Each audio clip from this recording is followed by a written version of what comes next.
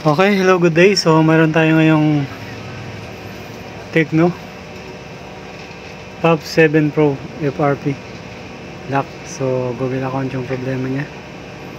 So, try natin tanggalin gamit ang unlock tools. So, hindi ko alam kung anong version to kasi hindi ko pa nabubuksan. So, ngayon pa lang. Ito ay, yan, kung makapansin nyo yung lock sa screen, sa taas. Ito, samayin natin. Ito, yung lock na yan.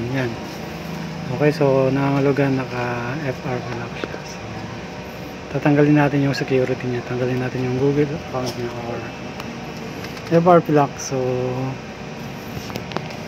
may ginawa na ako dati nito. Kaya lang may mga feedback na sabi daw pag 13 daw hindi kaya. So, ito hindi natin alam kung 13 ba to o 12 yung Android version niya. So, makikita natin pag natapos na. So, dito tayo sa unlock tools. Punta tayo sa Tecno. Then, search lang natin yung type lang natin yung Tecno, tapos lalabas yung Tecno 2023 Intake Preloader 1. So, click lang natin yan. Tapos, punta tayo sa FRP. Yan. Erase FRP. So, yan. Click natin yan. Tapos, ang boot key niya, volume up and down. Patay yung unit, then insert USB cable. Press volume up and down. And then, para ma-detect. So, yan. Ma-detect na siya. So, yan. Tingnan natin kung ano mangyayari. So,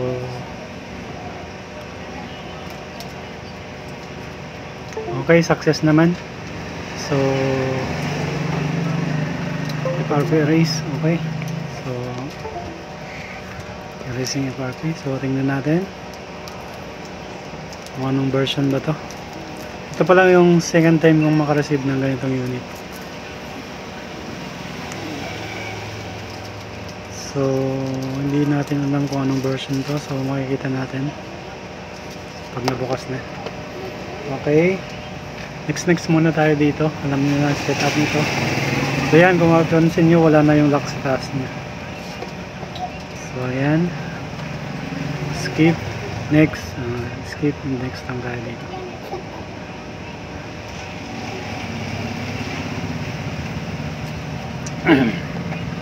Pero nag-success na siya. So, tanggal na yung security niya. So, tingnan natin kung anong version ba to. Sabi kasi ng iba, nag-error daw sa kanila. Pero, try natin dito. Dito naman sa akin, hindi naman nag-error. Pangalawa na to. Kaya lang, hindi nga lang natin alam kung anong version. So, tingnan natin to. Sa 13 daw, ayaw. So, makikita natin. Excuse me. Ayan. Check natin yung punta tayo sa settings, about phone. Okay, hanapin natin yung about phone. Okay, so mali. Okay, ito. Tecno, my phone.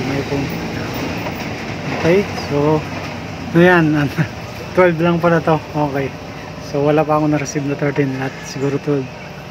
So baka 12 nga lang yung support ng unlock tools. So hanggang dito na lang. Salamat, God bless you, bye. Android version niya ay 12 pa rin. Okay, kaya sa 13 siguro error, pero hindi ko pa na-try. So, pero okay naman siya sa 12. Salamat.